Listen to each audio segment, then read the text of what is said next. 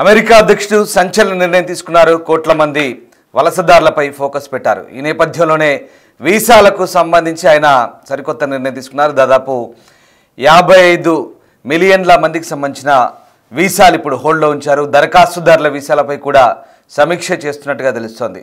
Visa రద్దు, దేశ బహిష్కరణపై ప్రత్యేక నిఘా పెట్టారు డొనాల్డ్ ట్రంప్. అన్ని రకాల వీసా హోల్డర్లపై నిరంతర పర్యవేక్షణ ఉండబోతుంది.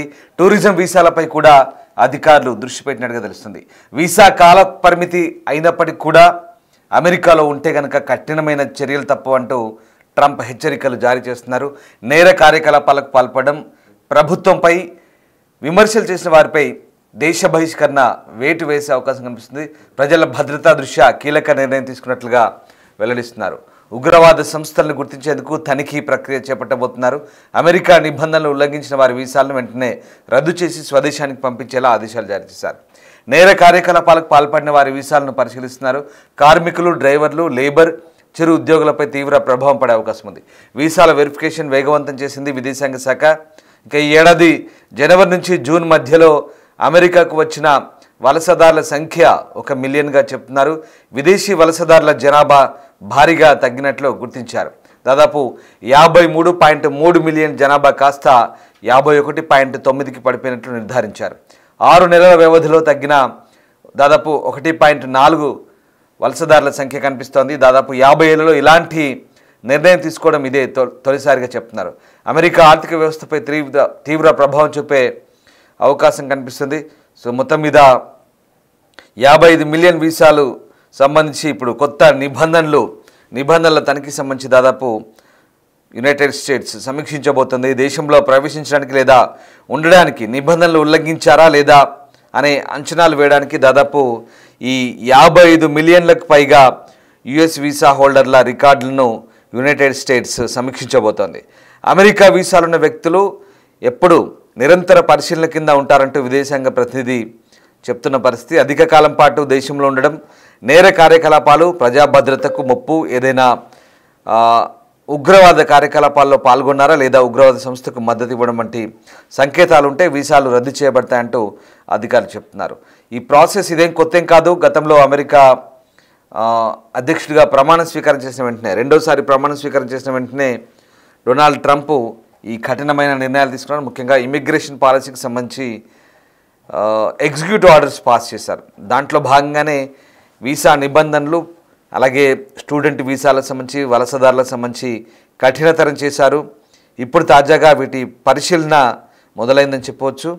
ఇక అధ్యక్షుడు డొనాల్డ్ ట్రంప్ తన 2వసారి పరిపాలన చేపట్టిన తర్వాత వలస వ్యతిరేకత సంబంధించి అనేక కీలక నిర్ణయాలు తీసుకుంటున్నారు. సామూహిక బహిష్కరణ చేస్తున్నారు. ఇక పూర్తి ట్రావెలింగ్ బ్యాన్ కూడా విధించారు. దాదాపు 6,000 మంది స్టూడెంట్స్ వీసాలను రద్దు కూడా చేసిన పరిస్థితి. సో ఈ నేపథ్యంలోనే అమెరికాకు వచ్చే విద్యార్థులు, రాబోయే విద్యార్థులు, అలాగే టూరిస్టులు ఎవరైతే ఉన్నారో వాళ్ళ సోషల్ మీడియాలను తనిఖీ చేస్తారు.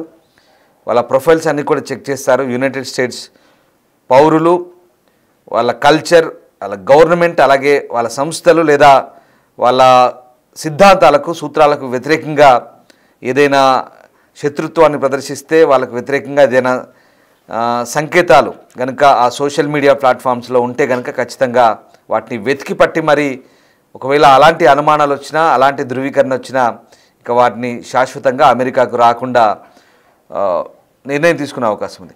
నిర్దేశిత మరోవైపు ఈ ఉగ్రవాద లింకులు కానీ లేదా ఆ సంస్థలకు అనుబంధంగా లేదా వారికి సానుభూతి పరులుగా పనిచేసినట్టు అనుమానాలున్నా కూడా ఒకవేళ అది నిజమని తేలితే ఖచ్చితంగా వాళ్ళందరినీ కూడా రిజెక్ట్ చేసే ఛాన్స్ ఉంది. ఎందుకంటే వాళ్ళ జాతీయ భద్రతకు ముప్పు కలిగే లేదా మద్దతిచ్చే లేదా సహాయం చేసే ఇట్లాంటి ఏదైనా చట్టవిరుద్ధమైనటువంటి వ్యతిరేక కార్యకలాపాలకు పూర్తి స్థాయిలో అమెరికా కట్టడి చేసేందుకు నిర్ణయించినట్టుగా తెలుస్తుంది. వాళ్ళ విదేశాంగ శాఖ కూడా అందుకు తగ్గట్టుగా చాలా కఠినమైనటువంటి నిబంధనలు అమలు చేస్తూ చాలా కఠినమైనటువంటి తనిఖీలు చేస్తోంది.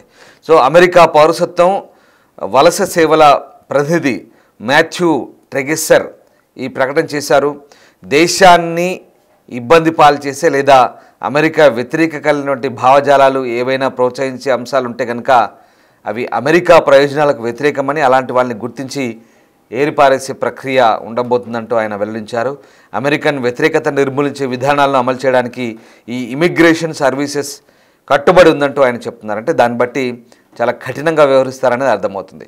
ఇక ట్రక్ డ్రైవర్లకు వర్కర్ వీసాల జారీని అమెరికా వెంటనే పాస్ చేస్తుందంటూ విదేశాంగ కార్యదర్శి మార్క్ రూబియో చెప్పిన తర్వాత ఈ ప్రకటన వచ్చింది. చాలామందిపై దీని ప్రభావం పడే అవకాశం ఉంది. లేబర్ కావచ్చు, ట్రక్ డ్రైవర్లు కావచ్చు, తర్వాత కొంతమంది వలసదారులపై దీని ప్రభావం పడే అవకాశం ఉంది. ముఖ్యంగా చిన్న తరహా ఉద్యోగస్తులపైన దీని ప్రభావం ఎక్కువగా ఉన్నట్టుగా మనకు అర్థమవుతుంది. అమెరికా రోడ్లపై పెద్ద ట్రాక్టర్, ట్రైలర్ ట్రక్కులు నడుపుతున్న విదేశీ డ్రైవర్ల సంఖ్య రోజు రోజుకు పెరుగుతుండడంతో ఇది అమెరికన్ జీవితాలను ప్రమాదంలో పడేస్తుందంటూ అమెరికన్ అంటే లోకల్ ట్రక్ డ్రైవర్ల జీవనోపాధిని దెబ్బతీస్తుందంటూ అక్కడ విదేశాంగ మంత్రి మార్క్ రూబియో ఎక్స్లో పోస్ట్ చేశారంటే దానికి ఎంత ప్రాధాన్యత ఇస్తున్నారో అర్థం చేసుకోవచ్చు. సో ఆ రకంగా గత జనవరిలో ట్రంప్ అధికారంలో వచ్చినప్పటి నుంచి అమెరికా మద్దతున్న ఇజ్రాయెల్ గాజా స్ట్రిప్లో యుద్ధ నిర్వహణకు వ్యతిరేకంగా నిరసనలో పాల్గొన్నందుకు అనేక మంది విదేశీ విద్యార్థులు అమెరికా యూనివర్సిటీల నుంచి అరెస్ట్ చేశారు. ఇది అందరికీ తెలిసిందే. ఎందుకంటే యూనివర్సిటీల్లో పాలస్తీనాకు అనుకూలంగా ఏ ఒక్కరు ఆందోళనలో పాల్గొన్నా, నినాదాలు చేసినా చాలామందిని అరెస్ట్ చేసి డిపోర్టేషన్ చేశారు. భారత సంతతి విద్యార్థులు కూడా చాలామందిని ఒకరిద్దరిని పంపించారు, మనకు తెలిసిందే.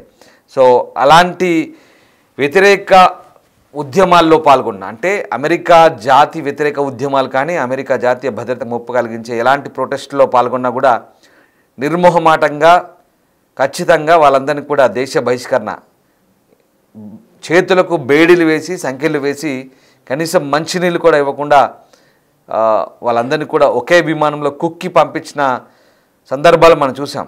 చాలాసార్లు జరిగింది. బ్రెజిల్ కావచ్చు, ఎల్ సాల్వడార్ కావచ్చు, ఈక్వెడార్ కావచ్చు, అలాగే మెక్సికో, ఇలా చాలామందిని పంపించారు. చాలా నిర్దాక్షిణ్యంగా పంపించారు. అవన్నీ మనం చూసాం.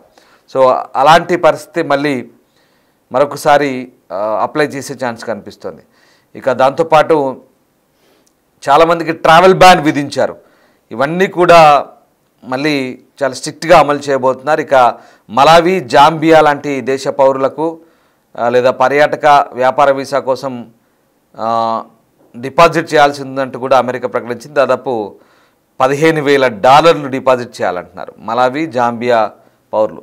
సో ఆ రకంగా ట్రంప్ 12 దేశాల విదేశీ పౌరులు అమెరికాకు ప్రయాణించడాన్ని నిషేధించారు. మరో 7గురిపై పాక్షిక ఆంక్షలు విధించారు. దాంట్లో ఆఫ్ఘనిస్తాన్తో పాటు చాలా దేశాలు ఉన్నాయి.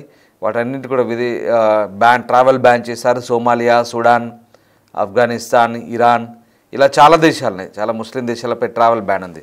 ఇక మే నెలలో ట్రంప్ పరిపాలనలో అమెరికాలో నివసిస్తున్న దాదాపు 5 లక్షల మందికి పైగా వలసదారుల చట్టపరమైన హోదాను తాత్కాలికంగా రద్దు చేయడానికి అనుమతించబడింది.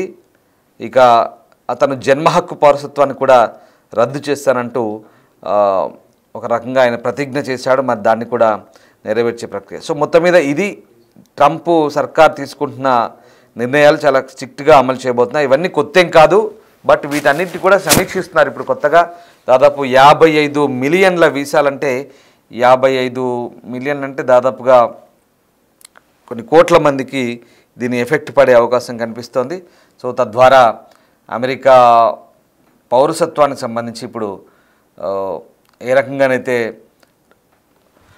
చాలా కఠినతరం చేస్తారన్న నిబంధనలు, అలాగే అక్కడ వెళ్ళి చదువుకోవాలనుకున్నా, అక్కడ వెళ్ళి ఉండాలనుకున్నా వీళ్ళందరికీ కూడా చాలా ఇబ్బందికర పరిస్థితి తలెత్తే అవకాశం కనిపిస్తోంది.